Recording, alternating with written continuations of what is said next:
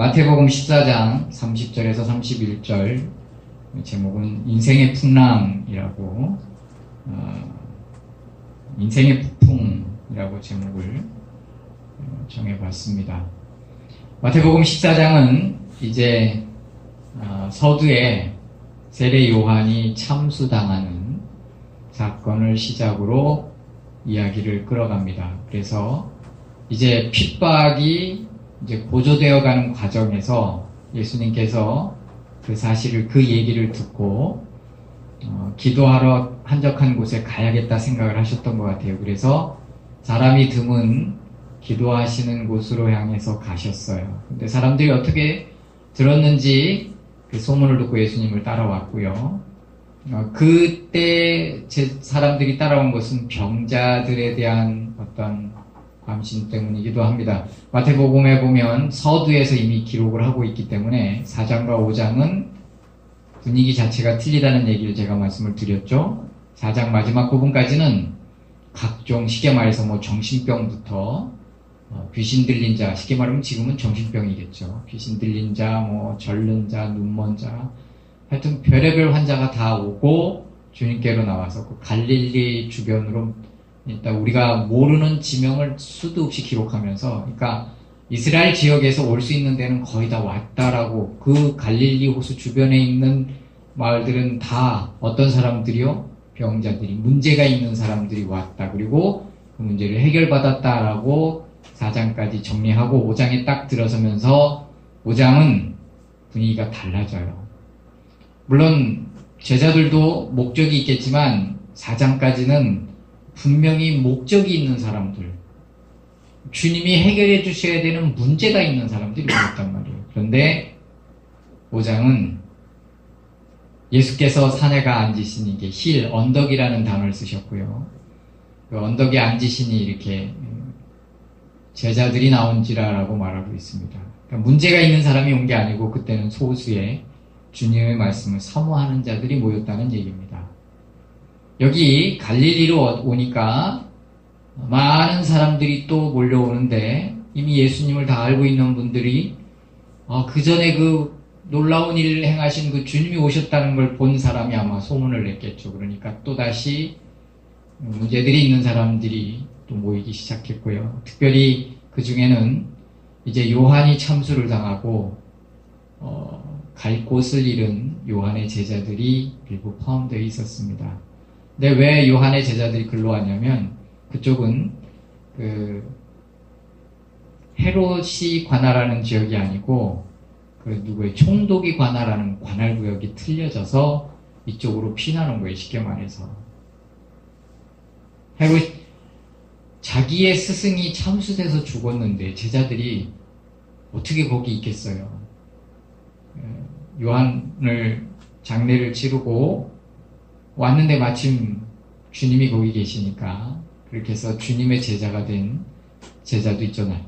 나중에 어쨌든 그러한 상황에서 주님도 물론 인생 전체를, 역사를 주관하시는 분이니까 다 아셨지만 주님 목적이 뭐였냐면 한적한 곳에 가셔서 기도하시기를 원해서 그곳에 가신 거예요. 근데 주님의 마음이라는 것이 우리의 마음하고 틀리기 때문에 그걸 체율이라고 그래요.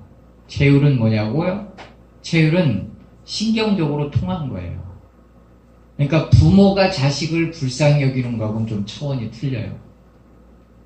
물론 이제 똑같은데 주님은 이미 우리의 마음의 고통, 갈등, 괴로움, 이걸 다 아시는 거예요. 그러니까 사람을 보면 사람 안에 무엇이 있는지 아시고 그들을 불쌍히 여기지 않으면 안 될 수밖에 없는 그런 본성을 갖고 계신 분이 우리 주님이신 거예요. 오늘 주님이 기도하러 가셨는데 여기 12절, 13절에 보면 예수께서 들으시고 배를 타고 떠나사 따로 빈들에 가시니 무리가 듣고 여러 고을로부터 걸어서 따라간지라. 여기서 보면 들으시고라는 단어가 나오죠. 근데 이 들으시고라는 단어가 저 위에 요한이 죽은 얘기가 나오는 겁니다. 장사 지낸 얘기를 그 앞부분에 있는 게 아니고요. 요한이 죽었다는 얘기를 들으시고 주님의 마음이 기도하러 따로 찾으신 거예요. 그런데 왜 여기에 위아래 문맥에 안 맞는 위에 첫 절에 있는 부분을 꾸미는 말을 여기다 갖다 넣었는가 하면 그만큼 기도에 대해서 주님이 시간을 할애했다, 기도하려고 했다라는 것을 강조하기 위함이에요. 그런데 주님의 눈에는 뭐가 들어왔어요? 병든 자들이 오는 것을 보게 되신 거예요. 주님이 이제 나중에 있는 일입니다만은 이제 예루살렘으로 올라가시는데 예루살렘에 올라가면 뭔 일이냐면 호산나 호산나 하고 찬양하는 일도 있겠지만 바로 이제 올라가면 잡혀서 돌아가시는 일이 남았어요. 주님이 그 올라가시는 길목에서 주님이 돌아가지 않고 바로 지름길로 가시면서 여리고를 거쳐 가시게 됩니다. 근데 이 여리고를 거쳐 가시는데 여리고에서 어떤 일이 벌어집니까? 소경이 소리를 지르죠. 그래서 눈을 뜨게, 여리고가 아닌가? 하여튼 눈을 뜨게 해드리는데 물론 주님은 모든 걸 다 아시는 분이지만 인간적으로 생각할 때 무슨 정신이 있으시겠어요? 그럼에도 불구하고 소경의 부르짖음을 주님은 귀 기울이시고 가시면서 멈추셨다는 거예요. 그리고 그에게 다가가시고 무엇을 원하느냐? 제자들이 다 말렸거든요. 주님이 가시는데 좀 조용히 해라. 근데도 그는 그의 자기의 문제가 전부였어요. 참 이기적인 게 우리예요. 근데 주님은 그 이기적인 소리에 멈추시고 그 문제를 해결하고 올라가시는 거예요. 우리는 주님을 잘 몰라요. 주님이 어떤 분인지. 주님은 내가 얘기하고 싶은 부분은 자비하고 은혜가 풍성하신 분이라는 거예요. 오늘 본문은 기도해야 되는데 타이밍을 놓치신 부분을 얘기하고 있는 거예요. 그리고 병자들을 고쳐주시고 그리고 설교를 나누시면서 그리고 그들이 배고플 것을 염려하셔서 오병의 기적을 베푸시는 내용이 나옵니다. 여러분 여기 풍랑이 일고 물 위로 걷고 주님이 물 위로 걸어오시고 그 다음에 오병이의 기적이 일어나고 이거를 생각할 때 우리는 간혹 잘못된 신앙생활을 기적을 쫓아 사는 사람들이 있어요. 근데 그것이 눈에 보이는 꼭 이상한 것만 쫓아다니는 사람 보고 기적을 쫓아 사는 사람이라고 할 수는 없어요. 평범하게 신앙생활 하면서도 자기는 모르지만 기적을 쫓아 사는 사람이 많습니다. 사실 신앙생활이란 99.999%가 기적이에요.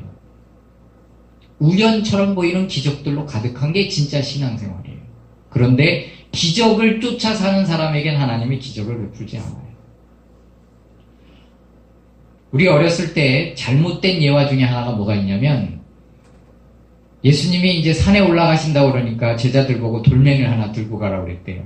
그랬더니 베드로는 떡하니 믿음 좋은 베드로는 이만한 돌을 하나 어깨에 지고 가룟 유다는 요만한 거 2개 떨렁떨렁 들고 올라가고 올라가 보니까 그게 떡이 됐다. 그래서 믿음 좋은 베드로가 뻑 쪼개가지고 가룟 유다를 나눠줬다라는 말도 안 되는 예화가 있었습니다. 우리 젊은 세대들은 모르실 거예요. 없어요 성경에. 없는 얘기를 누가 만들었는지 모르겠어요. 그걸 보고 뭐라고 그러냐면 돌이 떡덩이 되게 해달라는 거예요. 근데 우리 신앙생활이 주님께 그런 경우가 참 많아요. 주님이 원하지 않는데 물론 베드로는 주님이시여든 나로 오라 하소서. 초점이 뭐예요? 무리를 걷고 싶습니다 주님 이게 아니에요. 물론 그게 내포되어 있지만 주님 입에서 나오는 건 뭐예요? 뭘 요구한 거예요? 그래 오라 이 말을 원하신 거예요.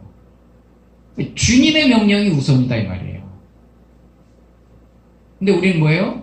주님의 말을 듣기도 전에 먼저 행동부터 합니다.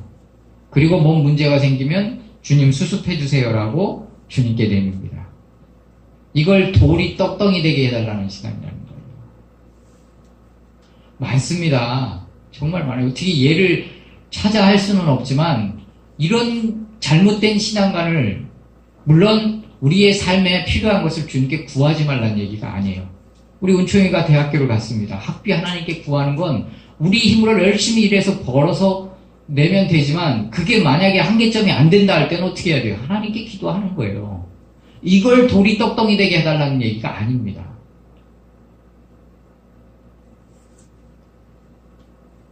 하여튼 여러분이 무슨 말인지는 이해하셨으리라고 보고, 신앙생활이란 기적을 쫓아 사는 삶이 아니라는 거예요. 그런데 우리가 볼 때는 그게 기적이지만 주님이 보실 땐 뭐냐? 주님이 보실 땐 주님의 사랑을 나타낸 거예요. 여러분, 수도 없이 얘기한 건데 주님은 하나님이시지만, 하나님도 하나님이시고 성령님도 하나님이시지만 이 세 분이 본인이 신이라는 걸 증명하신 적이 없어요.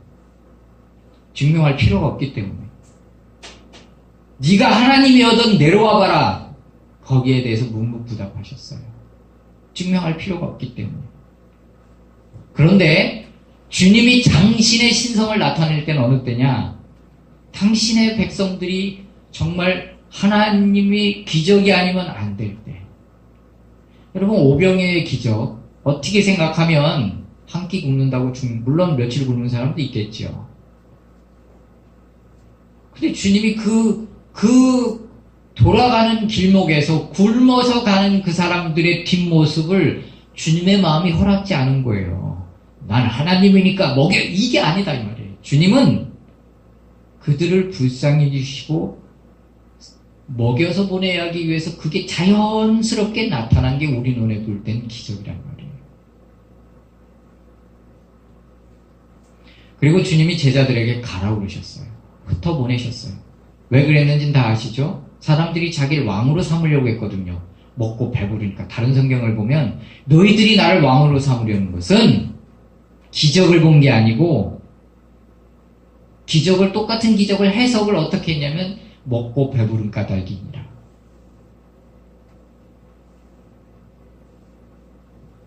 주님이 우리에게 어떤 것을 명령하실 때에는 사실은 거기에 대한 안정성, 보호, 필요한 모든 것 다 주님이 예비하시고 준비하고 확실히 보장되어 있을 때 명령하세요.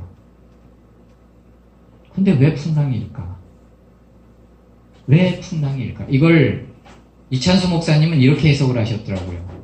바로 앞전에 오병이어의 기적이 있으니 제자들이 얼마나 의기양양하고 기세가 등등했겠는가. 아, 우리 주님의 제자가 되길 잘했어. 정말 잘 선택한 얼마나 정말 위기양양했겠어요. 그것을, 그 교만을 꺾고 하나님만 의지하고 그런 제자로 만들기 위해서 그 사건을 허락하셨다. 그렇게 해석을 하셨더라고요. 물론 그것도 그분의 어떤 주장이나 그분의 설교를 반박하고자 함이 아니에요. 근데 정확한 해석은 난 아무리 생각해봐도 모르겠어요. 근데 그러나 해석하기 전에 분명한 것은 주님이 말씀하셨고 그 길을 감에 있어서 풍랑은 인다는 거예요. 풍랑은 있을 수 있다는 거예요. 풍랑은 생길 수 있다라는 거예요. 사탄의 세상을 살아가는 동안에, 육체를 믿고 사는 동안에, 그럼 우리가 육체를 믿고 있기 때문에 육체의 소욕을 어쩔 수 없이 우리가 따라서 살 수밖에 없잖아요. 네? 그거는 그 본성을 꺾을 수 있다는 게 참 쉬운 게 아니에요. 끊임없이 솟아나는 이 죄성, 끊임없이 솟아나는 이 욕심, 이걸 부정할 사람이 누가 있겠어요? 목사라고요?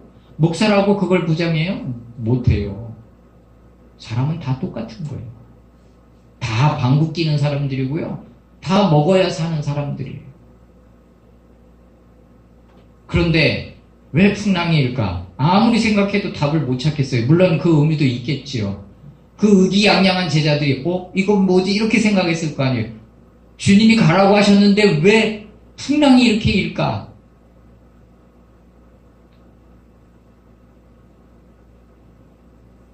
근데 분명한 것은, 내가 이거 참 요번 주에 참 은혜가 된 게 뭐냐면, 주님이 베드로 보고 오라고 그러셨잖아요. 베드로가 주님의 말씀에 순종해서 무리를 걸었어요. 전무후무하잖아요. 인간이 무리를 걸은 사람이 누가 있겠어요? 그쵸? 전무후무한데 뭐예요? 여기는 성경은 바람이라고 돼 있는데 그게 그 말이에요. 큰 파도를 보고 무서워서 빠져들어갔어요.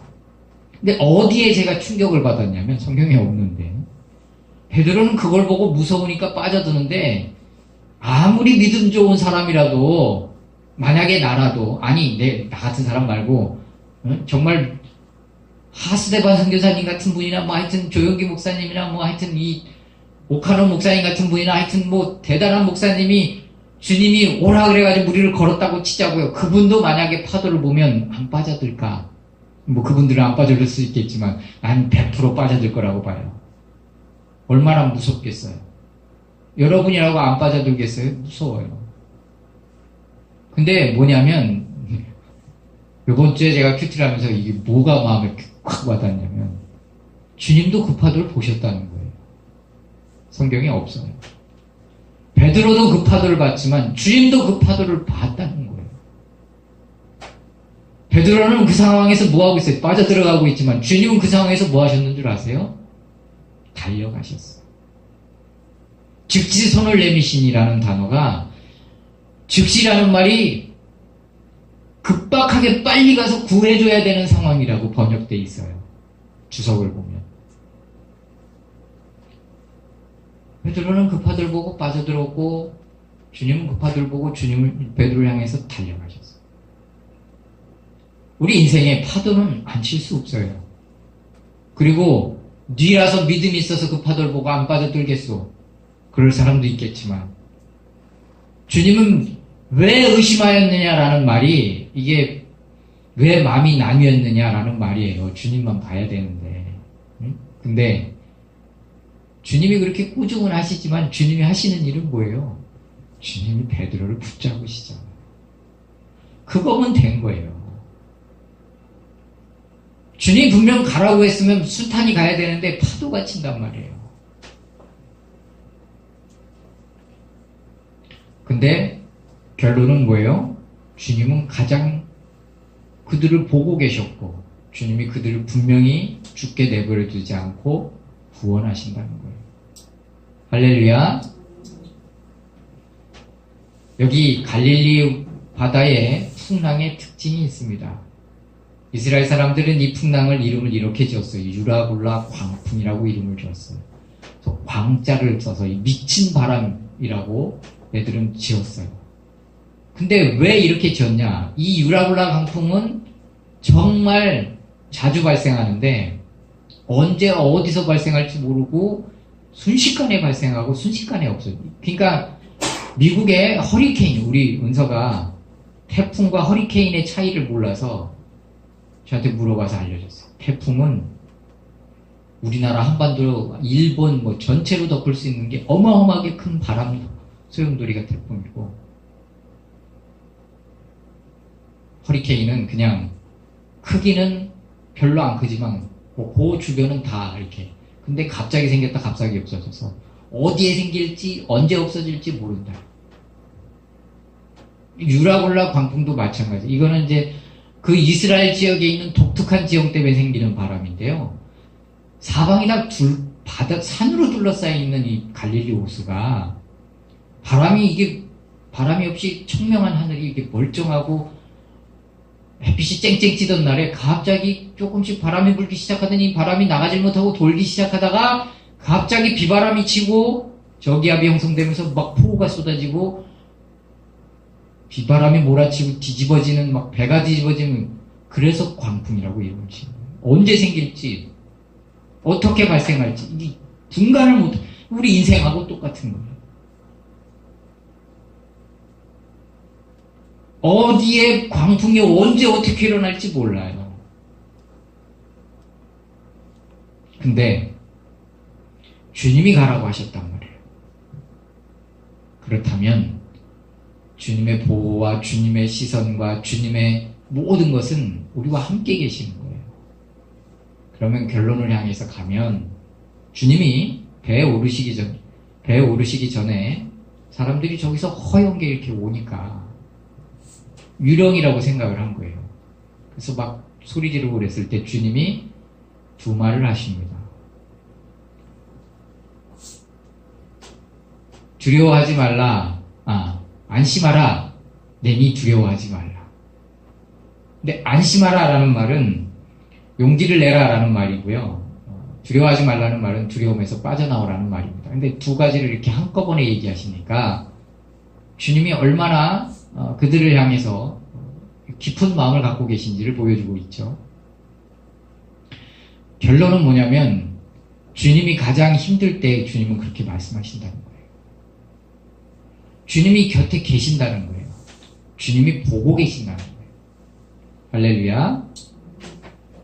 여러분, 이렇게 급박한 상황에서는 참 이찬수 목사님도 그렇고 책을 제가 보고 있는데,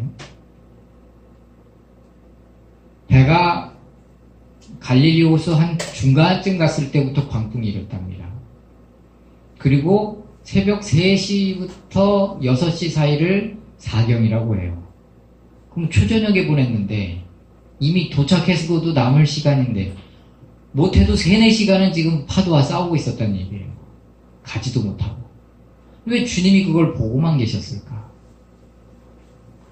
여러분, 주님은 제가 항상 드리는 말씀입니다만, 주님이 아까도 얘기했지만 주님이 지금 목적은 기도해야 될 타이밍을 놓치셔서 기도하셨단 말이에요. 우리가 생각할 때 지금 당장 와서 구해줘야 될 게 우선일 것 같은데 주님이 기도하고 계시다라는 게 이해가 안 돼요.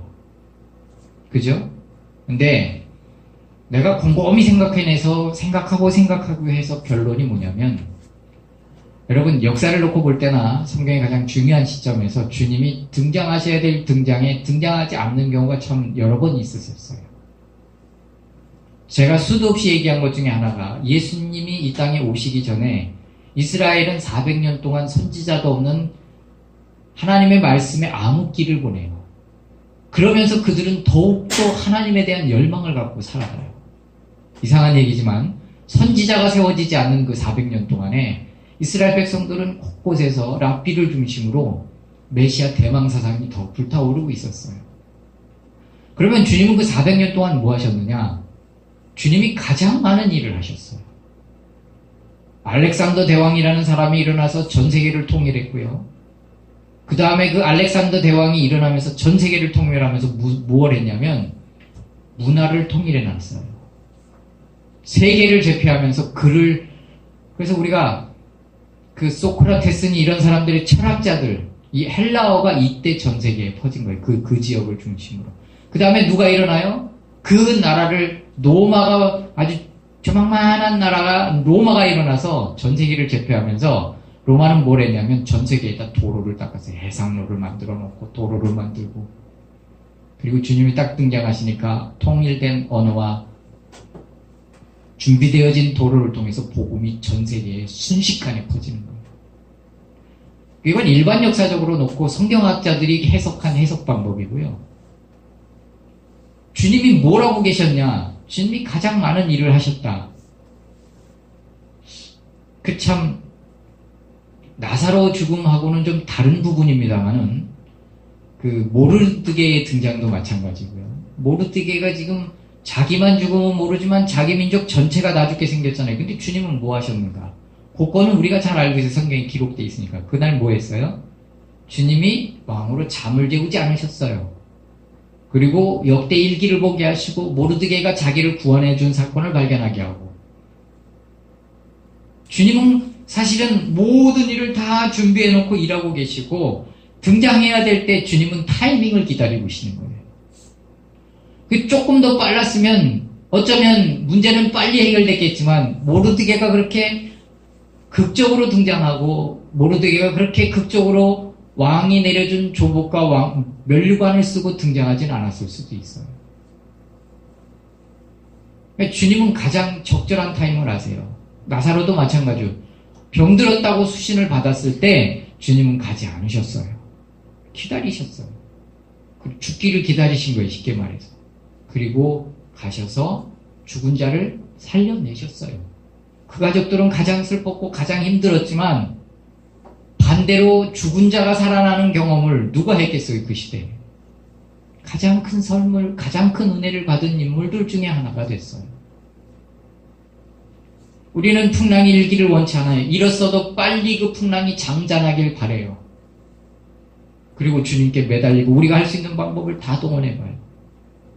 그러나 주님은 언제나 너그러 느긋하신 것 같아요. 그러나 우리가 오늘 이 본문을 통해서 전체적으로 정리하면서 기억해야 될 건 안심하라, 내니 두려워하지 말라라고 했던 그 말씀을 먼저 기억해야 된다는 거예요. 그리고 혹 극단적으로 베드로처럼 빠져들어가는 상황이 된다면 그때는 주님이 즉시 달려가셨잖아요. 절대로 우리가 물에 빠져서 물이 한 모금이라도 들어가는 걸 허락지 않는 분이 우리 주님이세요. 할렐루야.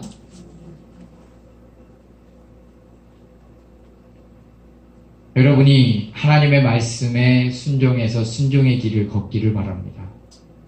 할렐루야. 그 순종의 길도 아닌데 어려움을 만났다. 베드로는 이렇게 말했어요. 네가 애매히 고난을 받으면 주님이 은혜를 베푸시지만 네가 뭘 잘못하고 고난을 받으면 그 네가 잘못해서 받은 걸 내가 어쩌라는 거냐. 물론 거기에도 주님의 은혜가 있겠지만 내가 얘기하는 건 물론 여러분 주님이 말씀하실 때까지 기다리고 말씀에 허락이 떨어진 뒤에 움직이길 바랍니다. 말씀도 안 했는데 빨리 해야 되는, 그럼 우리 깼다 가면 사울 왕이 될 확률이 높아요. 기다려야지. 왜 사울이 제사를 드린 걸 그 사무엘이 꾸짖었어요? 정말 주님께 예배하고자 해서 제사를 드렸다면 그게 혼날 일이 아니에요. 근데 왜 혼났어요? 전쟁에서 이겨야 되는데 안 오는 거야, 선지자가. 목적이 뭐예요? 승리예요. 예배가 아니란 말이에요. 우리도 마찬가지예요. 하나님이 응답지 않으면 기다리는 거예요. 하나님이 말씀하셨으면 어떤 파도가 치더라도 그건 이유가 있고 섭리가 있어요. 주님이 극적으로 등장시키기 위한 하나의 또 다른 방법일 수도 있어요. 그걸 원치 않아요. 우린 사실은 나는 그런 거 싫어요. 그냥 고생 안 하고 순탄히 우리 인생 전부가 다 그럴 거예요. 그냥 편안하게. 그러나 우리 인생이 그렇지 않은 걸 어떡합니까?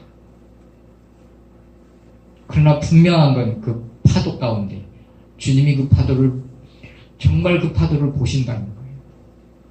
주님이 그 파도를 정말 어떻게 표현해야 할지 모르지만 주님이 그걸 보신다는 거예요. 저 파도가 저게 내 백성을 삼키려 하는구나.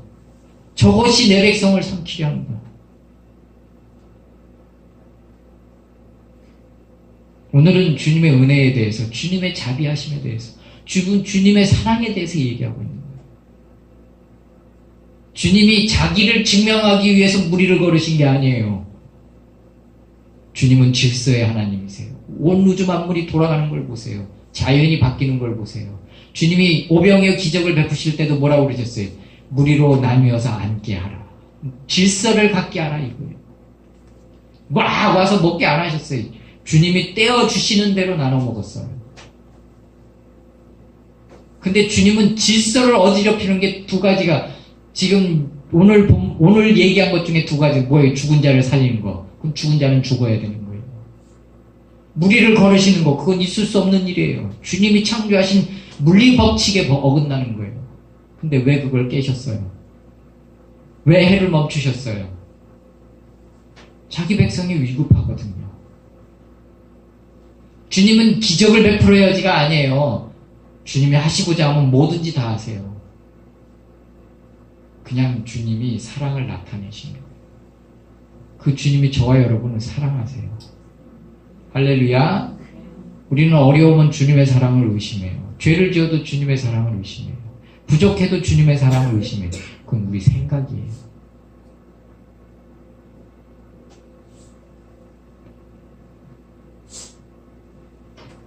주님이 저와 여러분을 사랑하십니다. 할렐루야. 안심하라. 내니 두려워하지 말라. 왜 파도를 보고 무서워하였느냐. 그런데 파도가 그걸 가려요. 파도가 보일 수밖에 없어요. 주님이 그 파도를 그냥 두지 않으세요.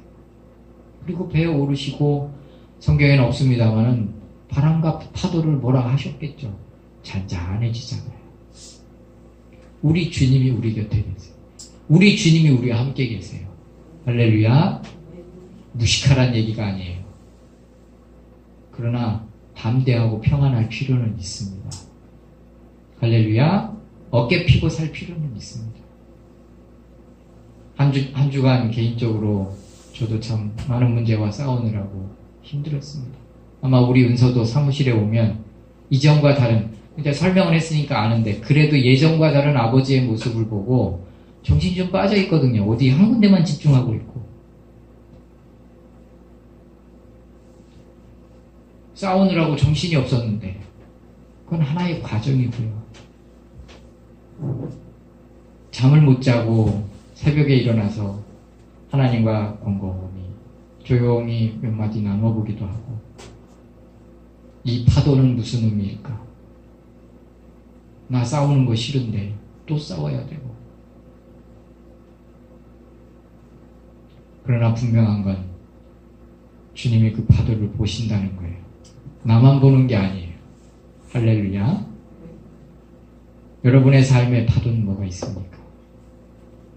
우리가 감당하기 힘든 파도, 아예 그 파도가 없으면 좋겠는데 파도는 생기지 않을 수가 없다는 거예요. 결론은 그거예요. 우리 주님을 의지하고 주님을 찬양합니다. 할렐루야. 결론을 맺습니다. 주님이 가라 하셨습니다. 주님이 오라 하셨고 허락하셨습니다. 풍랑이 일면 그 풍랑도 주님도 보신다는 걸 기억하시길 바랍니다.